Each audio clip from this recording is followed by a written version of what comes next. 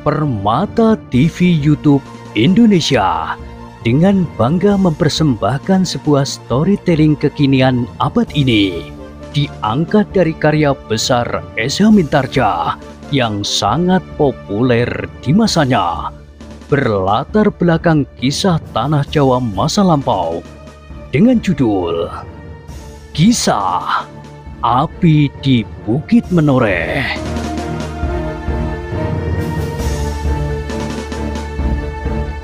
Pada kesempatan yang sangat baik ini, kita masuk pada episode yang ke-585. Selamat menikmati.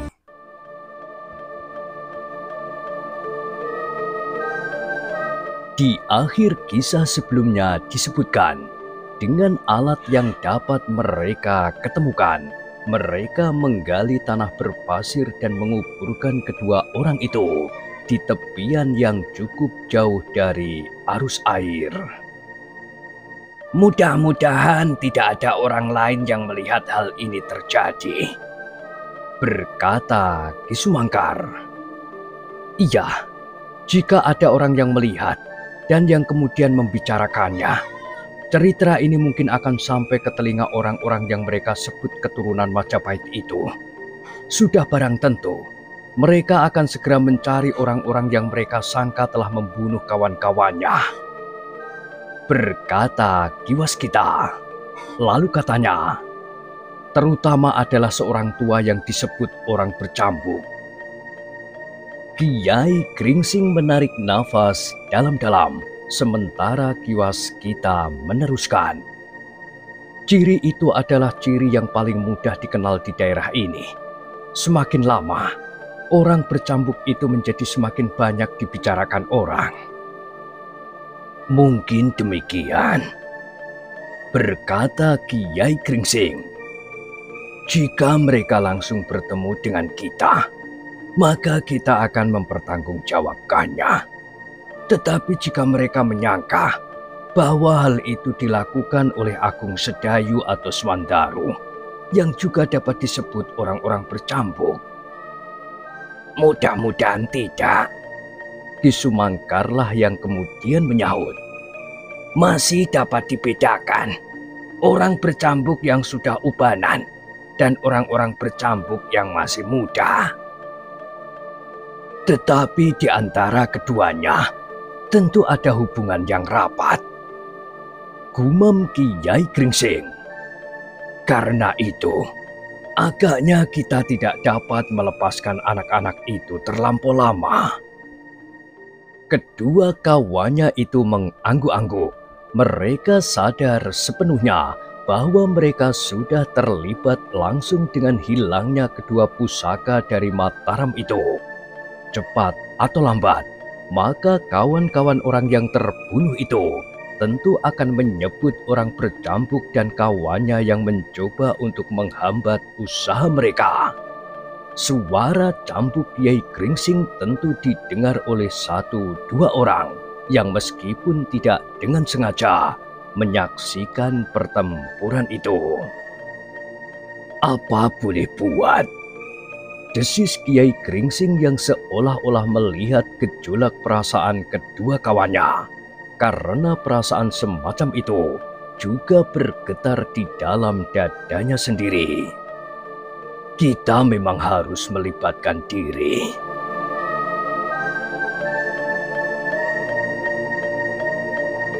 Ki Sumangkar menarik nafas dalam-dalam. Ia sudah pernah terlibat dalam perebutan kekuasaan secara langsung antara Jipang dan Pajang. Ia melihat betapa peperangan itu telah memeras terlampau banyak korban. Ia melihat bahwa di dalam perang, seseorang akan terlampau sulit untuk mengendalikan diri sendiri. Apalagi apabila tangan mereka telah dibasahi dengan darah. Karena itulah, maka seolah-olah ia telah tersisih dari peperangan itu dan terlempar ke dapur sebagai seorang juru masak di dalam pasukan macan Kepatihan yang menjadi semakin lama semakin liar dan puas karena kehilangan arah dan tuntunan. "Seharusnya perang yang demikian itu sudah berhenti," berkata Ki Sumangkar di dalam hatinya.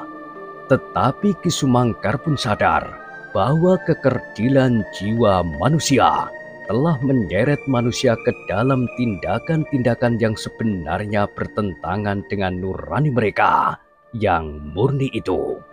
Ketamakan, kedengkian, dan bibit kebencian dan dendam yang tiada berkeputusan telah melibatkan manusia ke dalam benturan di antara mereka.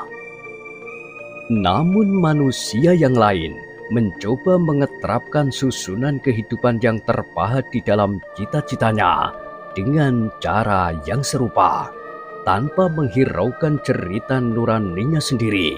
Gambaran cita-cita kehidupan yang dianggapnya lebih baik telah mendorongnya untuk memaksakan pendapatnya terhadap orang lain. Dan perang telah terjadi untuk tujuan-tujuan yang disebutnya bagi kemanusiaan sejagat. Namun di dalam perang, kemanusiaan itu sendiri telah dikorbankannya pula. Dan menarilah cita-cita yang disebutnya luhur di atas cara-cara yang paling pahit. Karena bagi mereka, cara apapun dapat dipergunakannya tanpa menghiraukan pertimbangan-pertimbangan lain.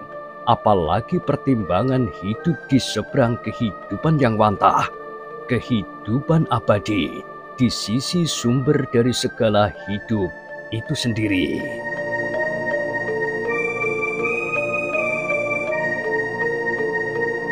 Seperti Ki Sumangkar, Kyai Gringsing pun merasa berdiri di simpang jalan. Ia harus memilih menghindarkan diri dari tindakan-tindakan kekerasan atau harus terlibat ke dalamnya. Namun seperti Ki Sumangkar, maka Kyai Gringsing maupun Ki Waskita masih harus berdiri di tempatnya berpijak, bahwa mereka masih harus melindungi bukan saja dirinya sendiri, tetapi setiap sasaran dan akibat dari ketamakan, kedengkian, dan bibit-bibit kebencian dan dendam pula. Juga melindungi sasaran korban-korban tanpa arti yang dijadikan pancatan membangun dunia menurut selera segolongan manusia yang telah kehilangan pedoman hidup abadi. Karena bagi mereka, hidup adalah yang dapat mereka hayati dengan badan wadak mereka. Bukan kehidupan yang lembut dan tanpa akhir, karena mereka sama sekali tidak menghiraukan lagi suara agung yang mengumandang di setiap hati, bahwa akhirnya setiap manusia harus pasrah kepada kekuasaan yang maha kuasa. Di hadapannya lah akan terjadi tangis dan gertak gigi yang tiada berkeputusan, tetapi juga senyum jernih yang abadi. Ketika orang yang berdiri termangu-mangu di dekat kuburan kedua orang yang terbunuh itu bagaikan terbangun dari mimpi, ketika mereka mendengar jerit seekor burung gagak yang hitam pekat yang berterbangan di langit, hampir bersamaan mereka menengadahkan wajah. Mereka melihat burung itu membentangkan sayapnya seperti mengapung di atas desir angin yang lembut. "Marilah kita melanjutkan perjalanan," berkata Kyai Gringsing kemudian. "Rasa-rasanya aku ingin cepat sampai bukan saja di Mataram, tetapi di Sangkal Putung." "Iya," Ki Waskita mengangguk. "Mudah-mudahan anakku sudah berada di sana. Meskipun kadang-kadang aku masih diganggu oleh sentuhan getaran pribadi anakku di arah yang berbeda." Demikianlah, maka ketiganya pun kemudian melanjutkan perjalanan. Kuda-kuda mereka berderap di atas tanah berbatu-batu dan mengandung pasir. Tidak ada seorang pun yang mereka jumpai di sekitar Kali Progo. Agaknya tukang-tukang satang masih belum berani turun ke sungai, apalagi tukang-tukang satang di sebelah barat Kali Progo, sehingga dengan demikian jalan itu menjadi sunyi. Jika ada yang melihat, meskipun dari kejauhan, maka peristiwa yang baru saja terjadi itu akan membuat jalur jalan ini menjadi semakin sepi untuk waktu yang agak lama, berkata Ki Sumangkar. Ya, dan tukang-tukang perahu itu akan kehilangan sebagian dari penghasilan mereka. Tanah di sekitar tempat ini bukannya tanah yang terlampau subur, sehingga hasil sawah yang mereka kerjakan tidak akan memberikan hasil yang mencukupi, sahut Ki Waskita.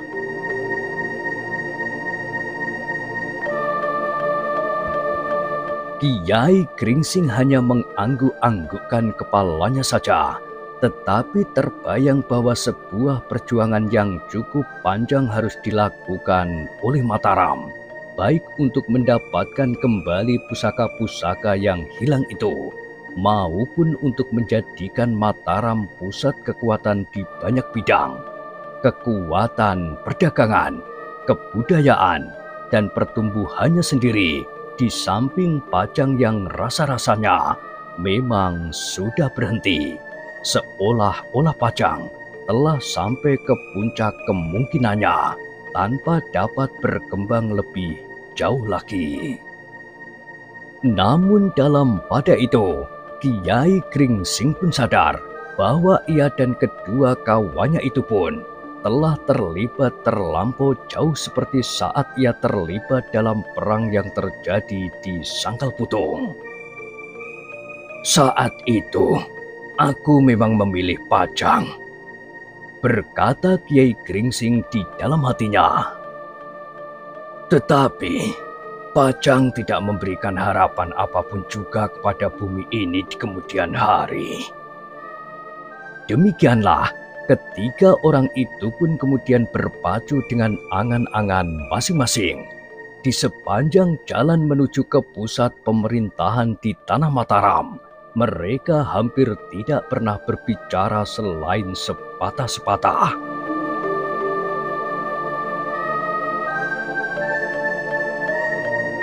Namun ketika mereka mendekati pintu gerbang kota, Kiai Gringsing berkata, "Kita akan singgah semalam. Besok pagi-pagi, kita akan melanjutkan perjalanan ke Sangkal Putung." Di luar sadar kedua kawannya menengadahkan wajah ke langit. Matahari sudah hampir hilang di balik cakrawala. Kita memasuki regol halaman rumah Raden Sutawijaya setelah malam hari, sahut Ki Waskita. Belum terlampau malam, desis Ki Sumangkar. Ketiganya pun terdiam pula. Mereka berpacu semakin cepat. Jalan-jalan yang mereka lalui tidak lagi jalan-jalan sepi seperti jalan kecil menuju ke tempat penyeberangan. Jika mereka kemudian melalui celah-celah padukuhan, nampak bahwa padukuhan-padukuhan itu mulai berkembang semakin maju. Jalan-jalan menjadi semakin baik dan terawat. Menjelang senja, nampak beberapa orang memasang obor di sudut jalan dan di regol padukuhan. Padukuhan-padukuhan kecil nampak semakin hidup, berkata Kiai Gringsing. Mereka menyadari bahwa mereka harus berbuat sesuatu buat masa depan, buat anak cucu, sahut Ki Sumangkar.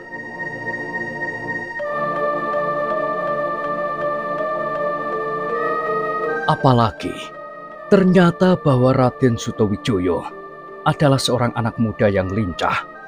Sejak daerah-daerah kecil semacam ini masih menjadi hutan yang mulai digarap, anak muda itu tidak henti-hentinya mendorong dengan segala cara. Kini pohon buah-buahan yang sengaja ditanam, bukan pepohonan yang memang ditinggalkan saat menebang sudah nampak semakin subur.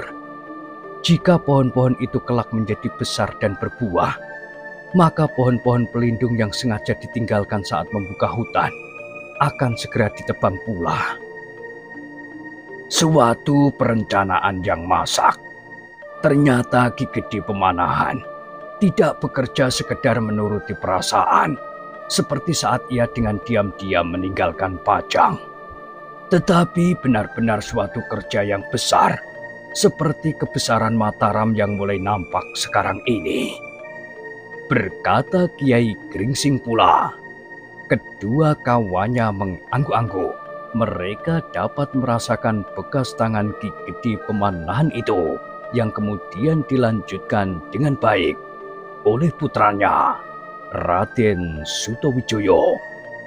Semakin dekat dengan pintu kota, padukuhan-padukuhan itu semakin nampak ramai. Ketika gelap mulai turun, di sana-sini nampak obor di sudut-sudut padukuhan dan di tikungan jalan. Beberapa gardu pun sudah mulai menjadi terang oleh lampu-lampu minyak. Anak-anak muda yang sudah selesai dengan kerja mereka sehari-hari dan mempunyai waktu, mulai berdatangan dan duduk bersama di gardu-gardu, sekedar berkelakar sebelum para peronda menempatinya.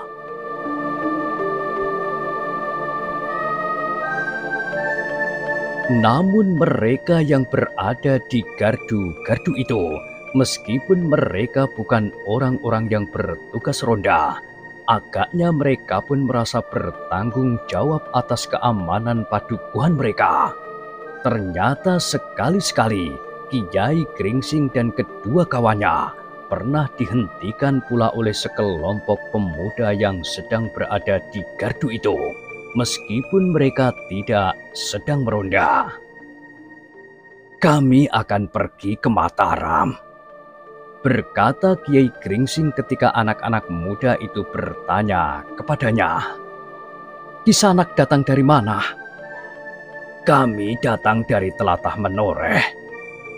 Apakah kepentingan Kisanak? Kami dalam perjalanan kembali ke Sangkal Putung. Kami akan singgah dan bermalam di Mataram, karena agaknya kami tidak dapat melanjutkan perjalanan.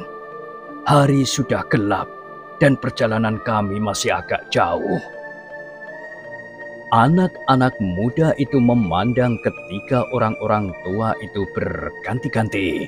Salah seorang dari anak-anak muda itu mendesak maju dan berkata, "Kami belum mengenal kalian.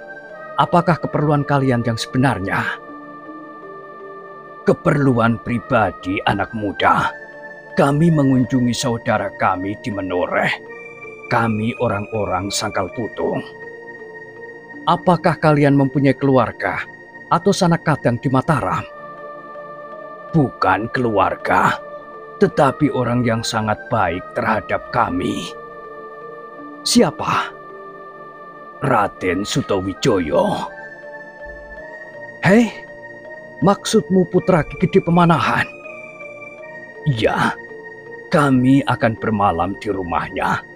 Kami pun kemarin berangkat dari rumahnya setelah semalam kami bermalam."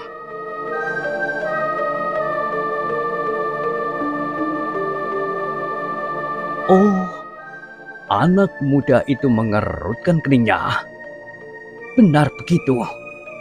Kiai Gringsing tersenyum. Katanya, "Kenapa aku harus berbohong?"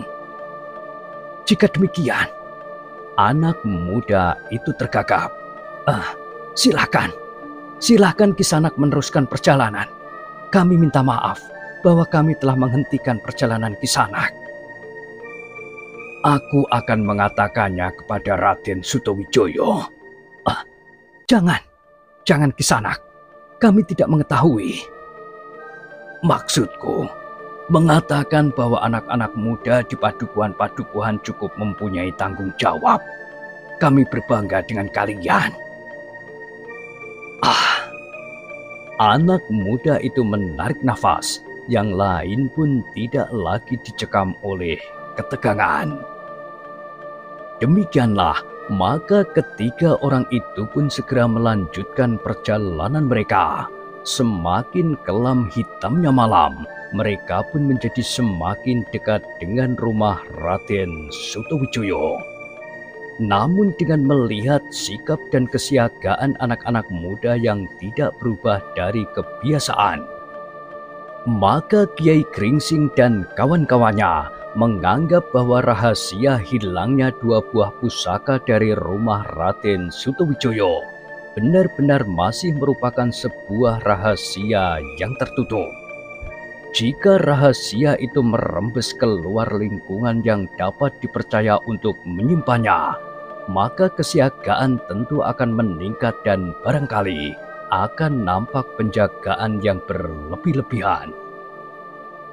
Namun itu bukan berarti bahwa orang-orang Mataram yang terpercaya itu tidak berusaha mencari kedua pusaka itu. Agaknya sudah ada beberapa orang petugas sandi yang mendapat tugas untuk mencoba menelusuri jejak kedua pusaka itu. Tetapi amat sulit untuk menemukannya, berkata Kiai Gringsing di dalam hatinya. Sejenak kemudian ketika malam sudah menjadi semakin gelap, ketiga orang itu pun mendekati regol halaman rumah Raden Sutawijaya. Mereka berhenti ketika mereka melihat dua orang penjaga di ujung halaman menundukkan tombak mereka. "Siapa?" bertanya kedua penjaga itu. "Kiai Gringsing," jawab Kiai Gringsing. "Oh, silahkan Kiai," berkata salah seorang dari kedua penjaga itu. Penjaga yang bertugas di regol pun tanpa banyak pertanyaan mempersilahkan mereka memasuki halaman. Berbeda dengan di tempat-tempat lain, maka di halaman rumah ini nampak penjagaan yang agak lebih kuat dari saat-saat yang lain, meskipun tidak begitu menarik perhatian. Namun orang-orang yang sebenarnya sudah mengetahui bahwa kedua pusaka di Mataram itu hilang, hampir setiap saat mengadakan hubungan dengan Raden Sutawijaya atau Ki Juru Martani. Tetapi sampai begitu jauh, mereka sama sekali belum mendapat gambaran apapun juga. Kedatangan Kiai Gringsing, Ki Sumangkar dan Ki Waskita disambut dengan gairah oleh Raden Sutawijaya dan Ki Juru Martani.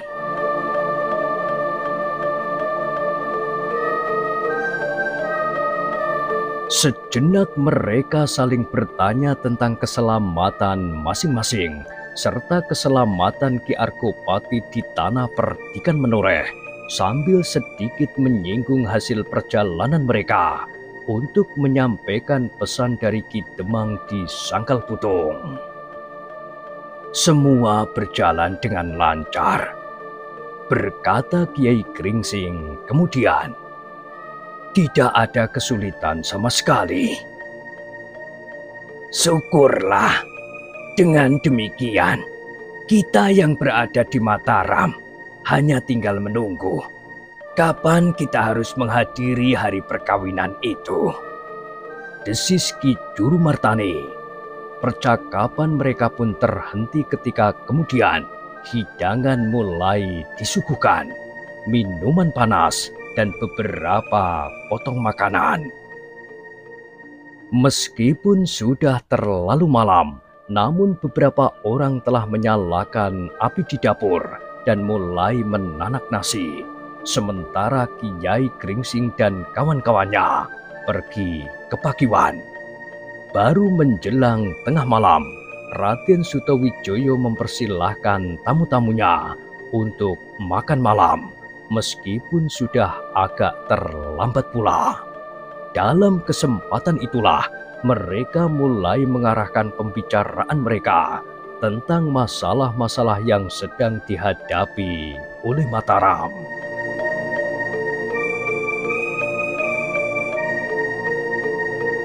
"Aku sudah mendapatkan tiruan dari benda yang ditinggalkan oleh orang-orang yang mengambil pusaka itu, berkata Ki Juru Martani. Hampir tidak dapat dibedakan, dan aku percaya bahwa pembuatnya tidak akan membuat lebih dari yang aku pesankan. Kami akan membawa masing-masing sebuah, berkata Kiai Gringsing. Silahkan, jika waktunya Kiai kembali ke Sangkal Putung, tiruan itu akan kami berikan, jawab Ki Juru setelah terdiam sejenak. Lalu katanya, selebihnya kami mendapat keterangan yang sangat menarik. Apa Ki Juru? Bertanya Kiai Gringsing. Jalan menyeberang ke Telatah Menoreh di bagian selatan menjadi sepi. Kiai Gringsing mengangguk-angguk. Katanya, jadi berita itu sudah sampai di telinga Ki Juru pula. Petugas-petugas kami mendengar beberapa macam keterangan yang belum dapat dipastikan, karena kebanyakan orang-orang di sekitar sungai itu dicekam oleh ketakutan, sehingga tidak banyak yang berani memberikan keterangan. Ki Juru berhenti sejenak, lalu katanya, beberapa orang tukang satang telah terbunuh oleh orang-orang yang tidak dikenal. Mereka minta menumpang sebuah perahu, namun kemudian mereka membunuh tukang-tukang satangnya. Kiai Gringsing mengangguk-angguk ketika ia memandang Ki Sumangkar dan Ki Waskita. Berganti-ganti, mereka pun mengangguk pula. Petugas-petugas sandi dari Mataram cukup cekatan, berkata Kiai Gringsing di dalam hatinya. Tetapi agaknya mereka tidak tahu bahwa orang-orang yang telah membunuh tukang-tukang satang itu membawa salah satu pusaka yang hilang. Apakah yang disampaikan kepada Ki Juru selain pembunuhan itu? Bertanya Kiai Gringsing. Hanya itu, tetapi pembunuhan itu sangat menarik perhatian. Daerah penyeberangan itu menjadi sepi. Ki Juru Martani berhenti sejenak, lalu katanya, nah, apakah berita itu benar, Kiai? Bukankah Kiai lewat daerah itu juga? Kiai Gringsing mengangguk-angguk pula. Katanya, ya Ki Juru, memang demikianlah yang sebenarnya. Kami telah melihat sendiri, tidak ada seorang pun yang bersedia turun ke sungai karena tukang-tukang satang itu menjadi ketakutan. Ki Juru Martani mengangguk-angguk. Agaknya keterangan yang ditangkap oleh petugas-petugas sandinya tidak salah. Karena itu maka katanya, tentu hal itu sangat menarik perhatian. Justru setelah Mataram kehilangan 2 buah pusakanya. Ya Ki Juru, sahut Kiai Gringsing. Dan apakah ada keterangan lain yang Ki Juru dengar dari petugas-petugas sandi? Tidak, hanya itu. Dan sudah barang tentu, kami ingin bertanya pula kepada Kiai.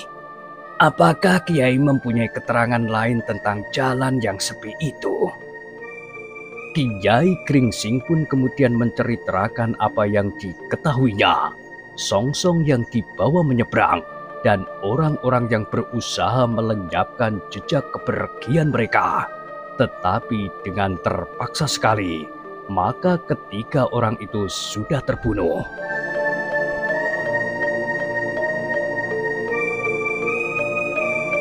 Ki Juru menjadi tegang sejenak. Katanya, kematian ketiga orang yang barangkali cukup penting itu sangat menarik perhatian. Mereka tentu tidak akan tinggal diam. Pada suatu saat, mereka tentu akan tahu bahwa ketiga kawannya yang bertugas di pinggir Kali Progo itu hilang dan terbunuh. Kami juga menyangka demikian jika akhirnya mereka mengetahui bahwa salah seorang pembunuh dari ketiga kawan-kawannya itu adalah seorang yang bersenjata cambuk. Maka mereka akan dengan mudah menemukan aku. Ki Juru Martani mengangguk-angguk pula. Katanya, agaknya Kiai memang harus terlibat secara langsung. Kiai Gringsing menarik nafas dalam-dalam ketika ia berpaling kepada Ki Sumangkar dan Ki Waskita. Maka keduanya pun mengangguk-angguk. Kita tidak akan dapat ingkar, berkata Ki Waskita. Namun agaknya Kiai Gringsinglah yang mudah mereka kenal, karena di daerah ini orang yang bersenjata cambuk telah banyak dikenal orang. Agaknya memang begitu, berkata Ki Juru Martani. Barangkali memang tidak ada pilihan lain. Dalam keadaan seperti sekarang, berkata Ki Sumangkar, sebaiknya Kiai Gringsing memang harus berada di antara kekuatan Mataram. Jika tidak, maka Kiai Gringsing akan menjadi sasaran tunggal sebelum mereka berbuat banyak terhadap orang-orang Mataram. Tunggal? Bertanya Kiai Gringsing. Bagaimana dengan kalian berdua?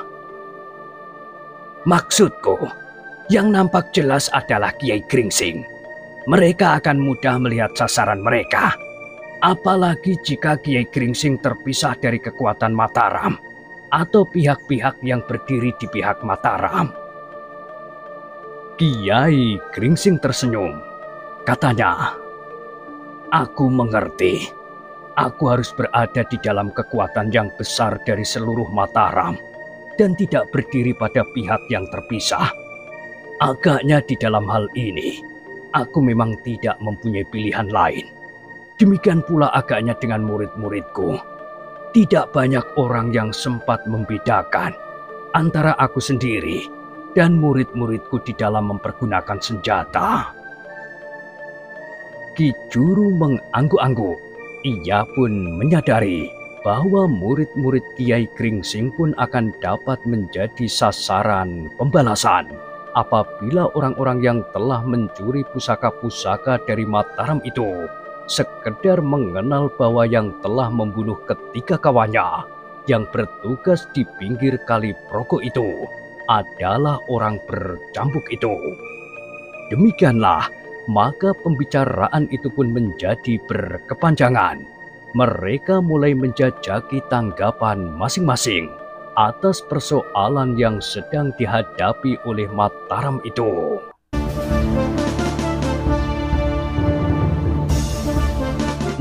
Nah, bagaimanakah kisah selanjutnya? Silahkan ikuti terus kisah Api di Bukit Menoreh pada kesempatan berikutnya. Sampai jumpa.